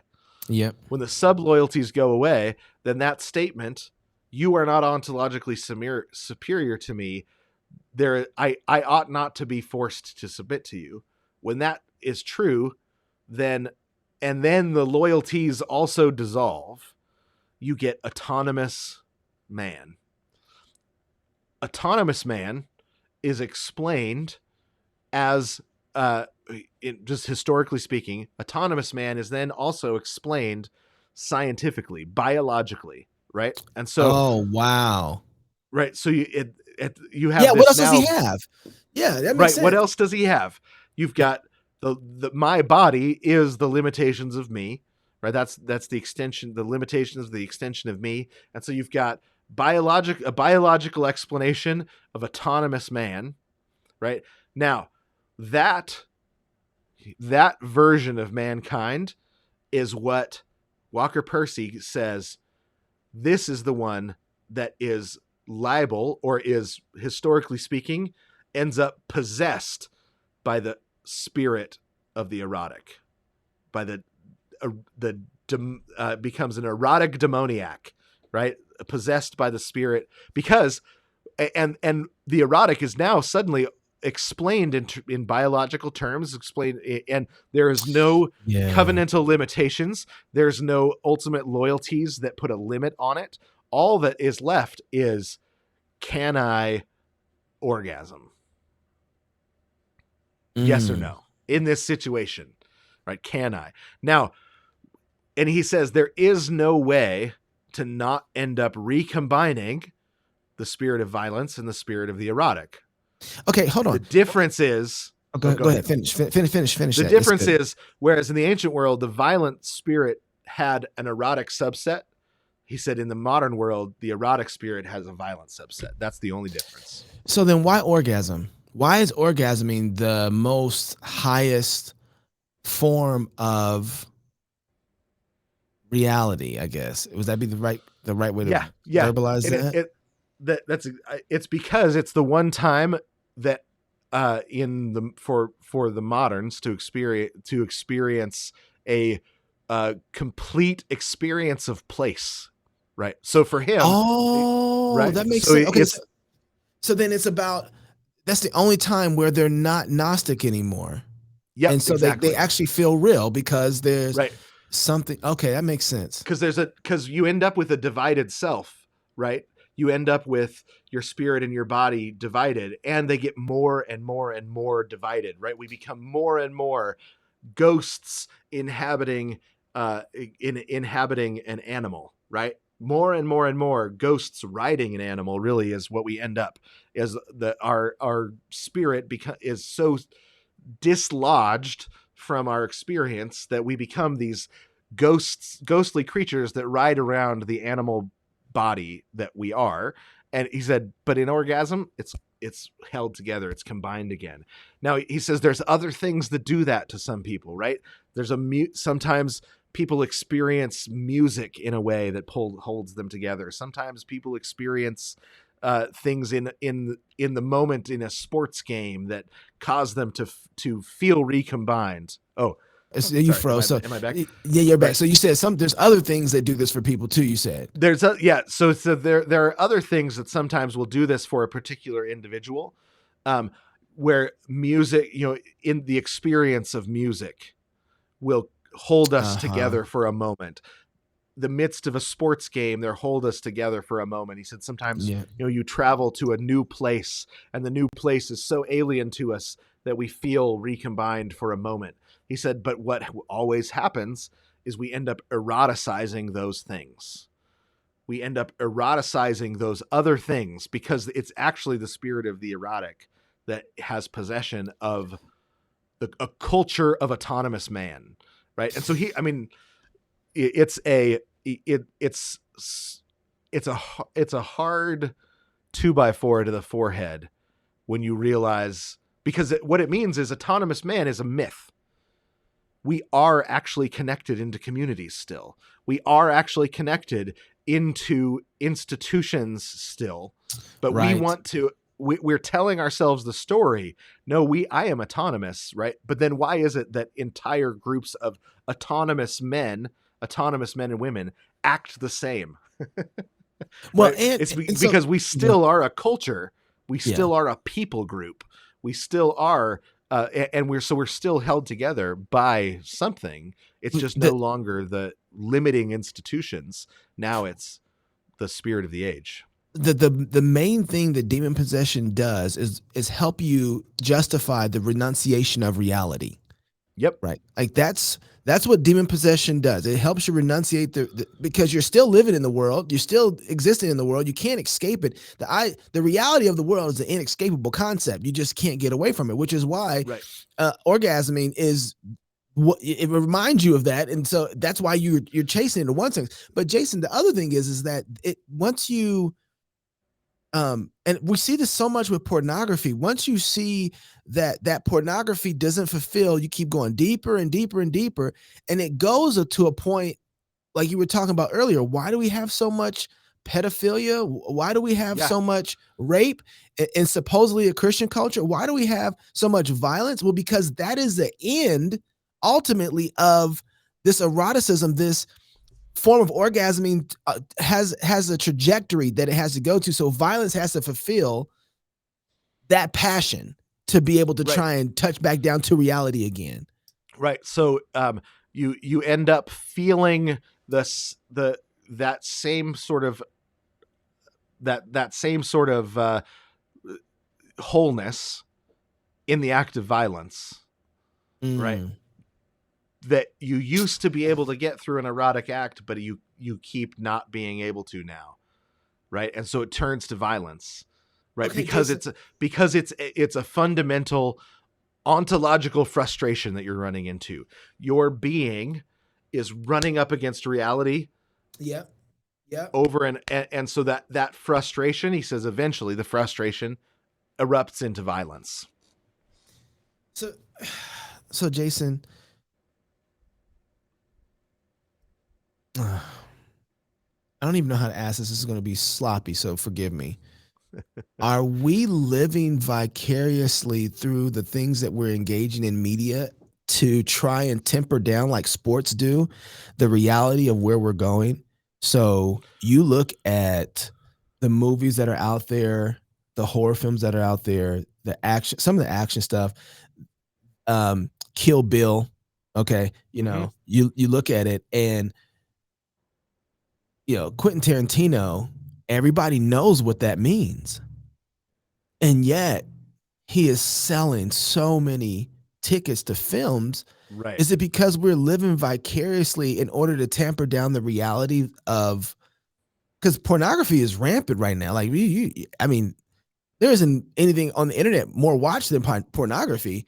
Well, that's had its head right now. We have to be Yeah. going directly into that trajectory. So I guess the first question: our movies are the only thing that's stopping more blood spill in the streets then right now at this point. Yeah. Well, I mean, I think there there's a handful of things that do it. So Aristotle in his Poetics talks about the um, the the effect that drama when it's that drama has on a community, right? That drama can pull the emotional angst of a community into a moment and then release it, right? And he 50 says Shades of that, Grey. yep. I mean, And there's so, perfect. Yeah. right, exactly. And when you see something like 50 Shades of Grey or the the dragons, what was the Game of Thrones, Game of Thrones. that's Yeah. that's that's not a sign that people are having more and more sex, right? That's a sign that people are more and more frustrated that the sex is not fulfilling Oh. them, right? And so so it's getting weirder and weirder and weirder because they're thinking, well, maybe it's because I'm not right. Maybe it's because I need to um, go past another boundary, because the last time I went past a boundary, it was exciting. And so I need another boundary to cross.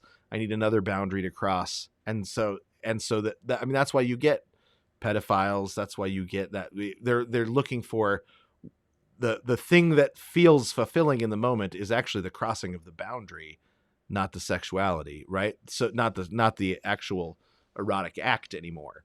Um, it's because, and that's why it ends in violence, because that's ultimately the final thing that you can do is actually commit violence, because you've got to pass another boundary. Well, if all that's left is autonomous man, the only boundary left is their body. Is what? Their body, another person's body. That's That's the the only only real bound. that's the only real boundary left. And if piercing it sexually isn't satisfying, then you end up piercing it violently. And Wow. this is not, I mean, it's a theory in one sense, but he's actually describing history. He's like, this is what we've seen happening, right? We've seen this happening over and over, right? And so in his day and age, they were in living memory of all of the lynchings that happened down south. And he said, this is what happened. This is why lynchings break out, right? Uh-huh. Because he Uh-huh. because you've got this frustration that I can, because otherwise, why would a lynching be a public event? Why would people bring picnics out Yeah. to Take watch a pictures and lynching? smile and yeah. Yeah. And some of the lynchings were racially motivated. Sometimes they were ethnically motivated. Sometimes it was the guy that molested kids, right? And so they said, "Oh, he's crossed the boundary," and then it becomes a community way of reestablishing the boundary, right? We lynched him. Now, I'm not saying it's right. I'm not saying it's the way that you're supposed to do it, but that he's saying it's the way that it happened. So he's trying to say, why does this happen? Well, it's because autonomous man is a myth. Our autonomy is a myth that we tell ourselves. You can't actually establish a real autonomous man, except for the serial killer, right? But we've got a rise of serial killer stories, right? For that reason. Jason, I keep thinking about this so much. We talked about this before, which is the way that this does make sense that this would be the case, because the way that God has, this goes back to the fire and the fire pit. The way Mhm. that God has made man is he's placed eternity in him. So then every time man does something, his expansion for that thing, he expands for that thing. Right. And Yeah. and so if he is not placing, if he's autonomous, the thing that God has given, the grace that God has given in rightly placing these things in their sectors with the right authorities, then the fulfillment that God gives fills him each time a little more, reminding him of eternity. This goes back to Dante, right? Like Yeah. this is a Yeah. little taste of what it's going to be like with me, and rightly placing these things, not being autonomous, but being theonomist. Say that twice in one. Twice in one. But rightly placing these things, you start to get a sense of fulfillment. I mean, and this is, I don't want to go too far in this, but I just want to say, like, this is one of the things people don't tell you about marriage. So when you see all this autonomy running around here, especially in the erotic, people trying to fulfill it, and they can't. You got guys out here having sex with multiple women and never satisfied, never fulfilled. Pornography running rampant, and they're bored with it. It becomes a thing they watch for fun, and then the violence with pornography. You see that running rampant. No one ever tells you that the marriage bed and your wife fulfills you. She really Right. does. And your expansion for her and the joy of her only grows, and it fulfills even more. So nobody talks about the fulfillment of that reality in the blessing of God, that as you expand, so does the relationship, so Right. does the passion, so does the joy, so does the fulfillment.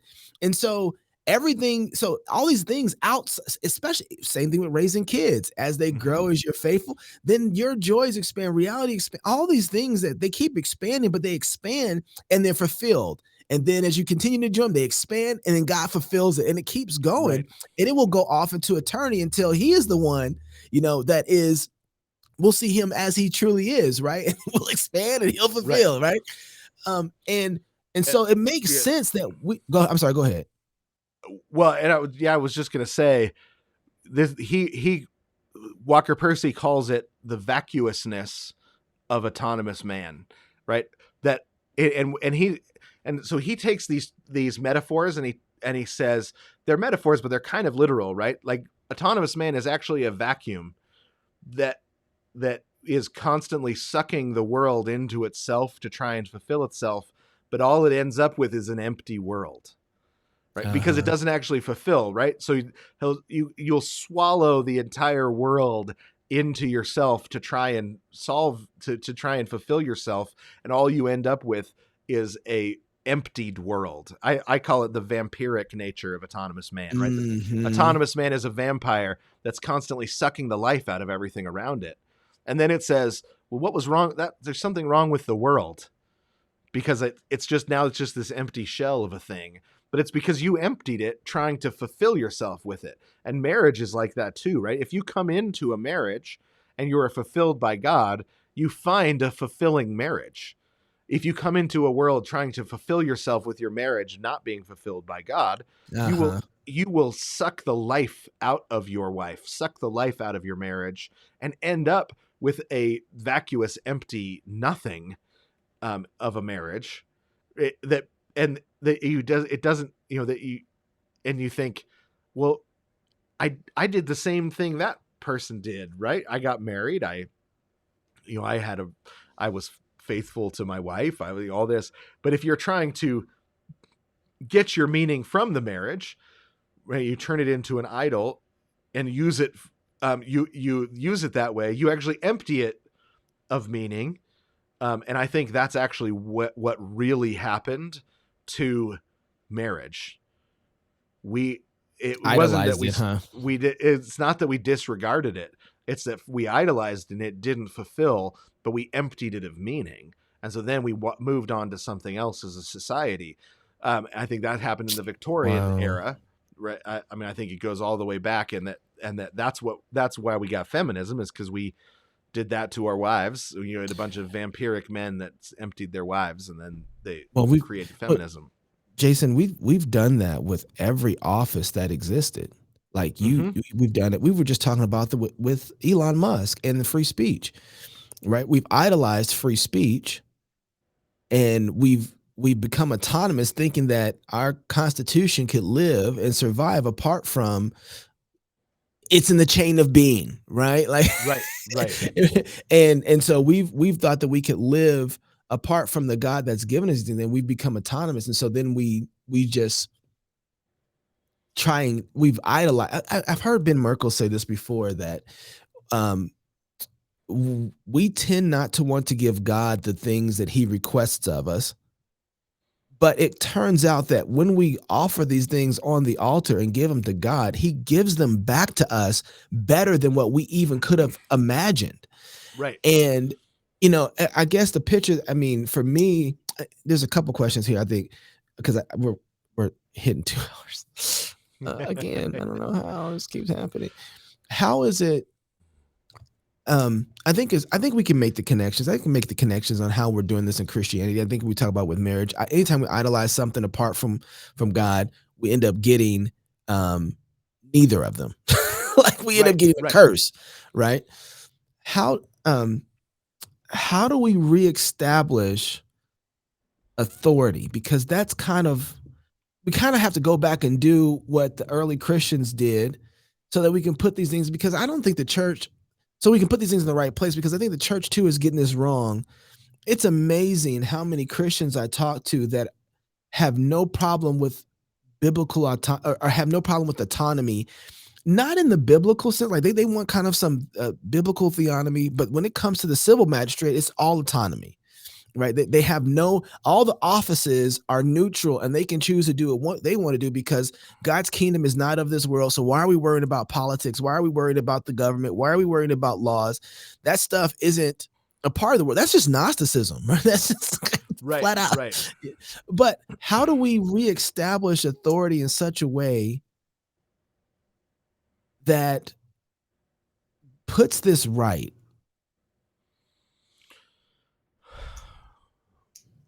And and So and and I yeah, think, no, go ahead.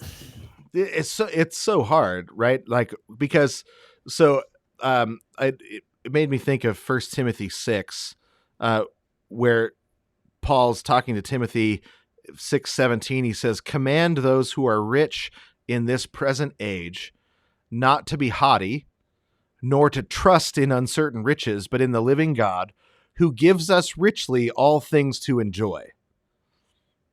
Right?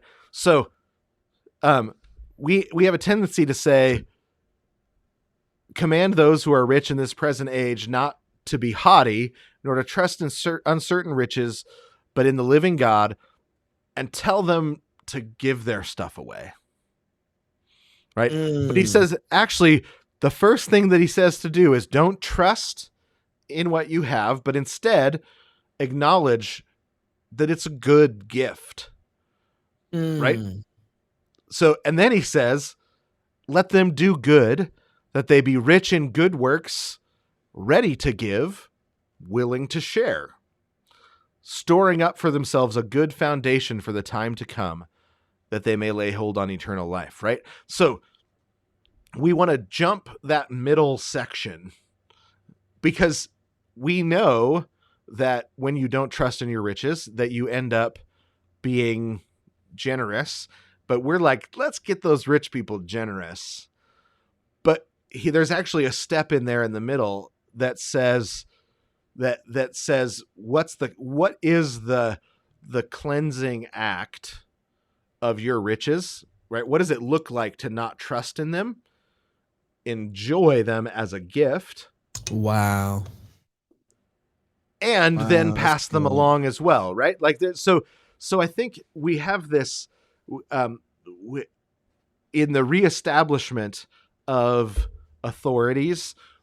I think what we need to first learn to do is to learn to look around and acknowledge gratefully the gifts of God that we have, including the offices that He has established, and acknowledge them as a gift. That there's something important about acknowledging the authority structures of the world as a gift and enjoying them. So I remember I worked at this this cool little blanket factory, a heated blanket factory.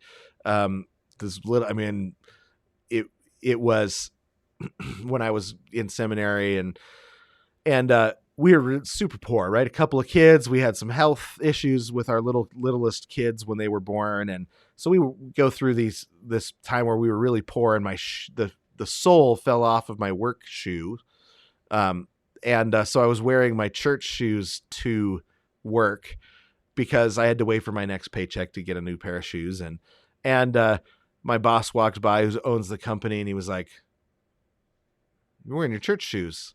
And I was like, "Yeah, I had, the sole fell off my other ones, and just wait until payday, get a new pair of work shoes." And he's like, "Hmm." And he walks along, and it was December, right? And he and by the end of the week, he had given every single person that he worked for a brand new pair of work boots as a gift, right?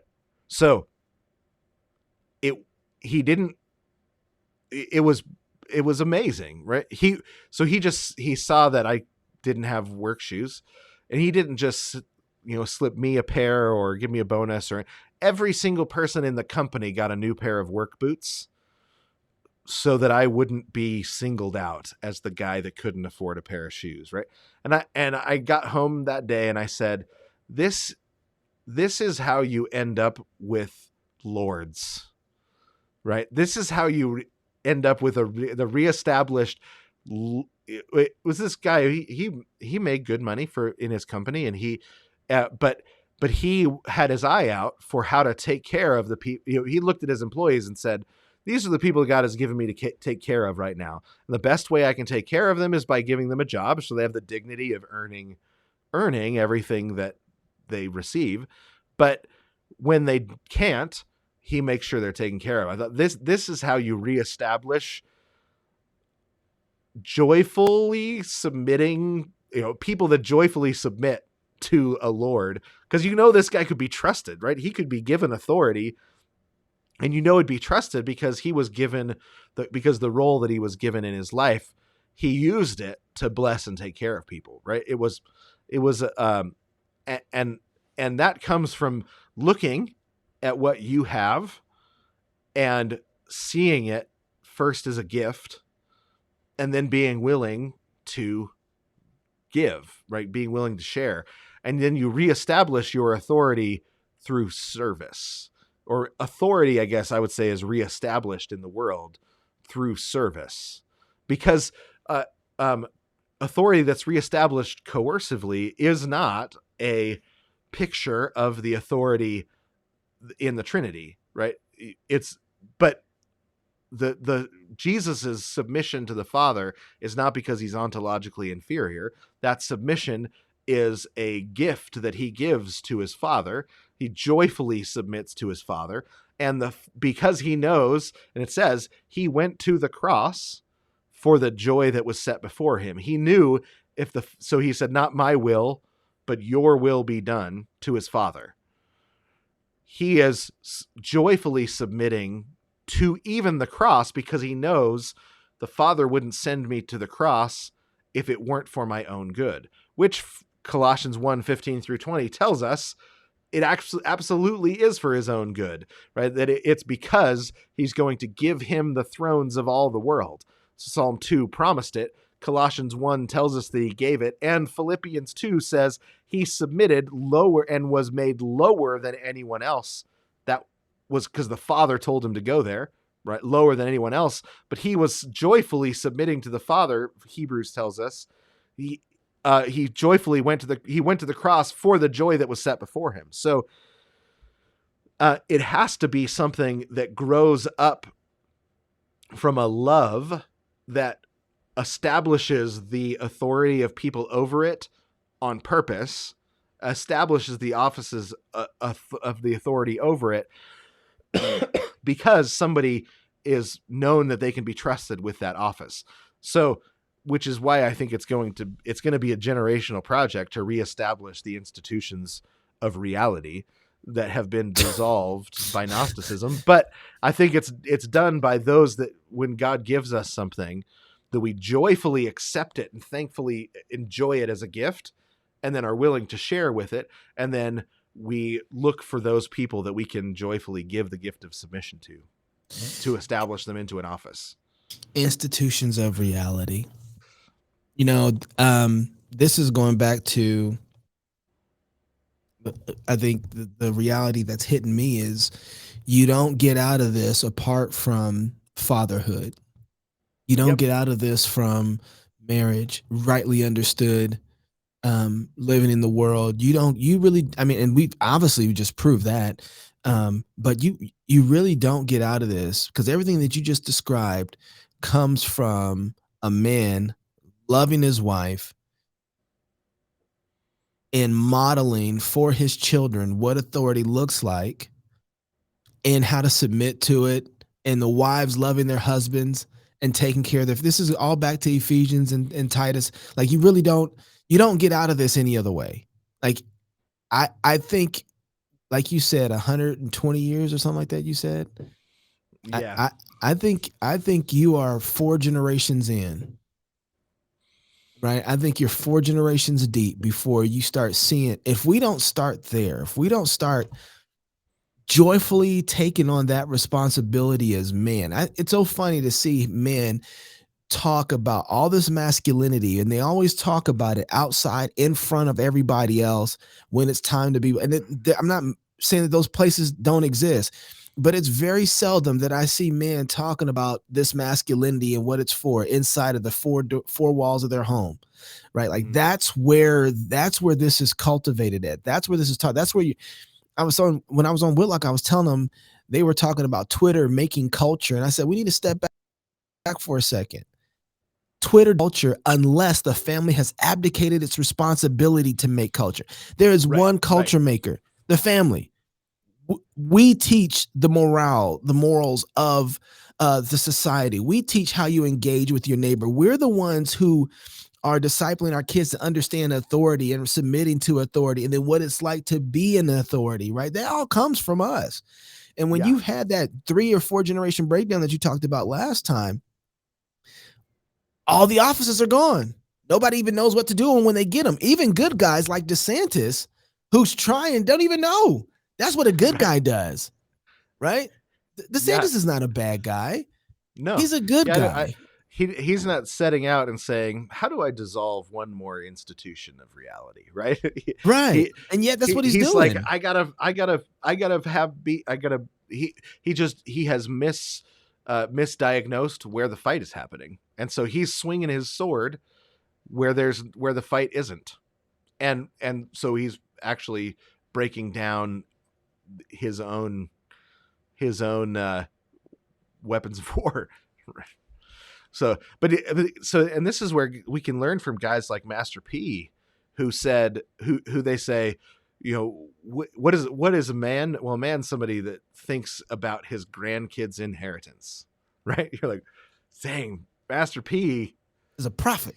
He's a prophet, right? like he starts No Limit Records, and he's starting this whole thing, and he's offered cash up front for it. And he 15 says, million. 15 million. If they're offering me 15 million, then I've got something worthwhile. But if I take the 15 million, I'm not going to have that left to pass it on to my kids and to my grandkids. So he says, we got to quit thinking about money and start thinking about generational wealth. But it's not, and that's not just, and he talks about this as well. That's not just when we talk wealth, we're not talking money. We're talking mindset, knowledge, That's right. wisdom, all of those, education, all those things are wealth. That That's right. how does the world actually work? That's what we got to think in terms of how do I gather wealth in such a way that it's transferable to the next generation and to the next generation and to the next generation.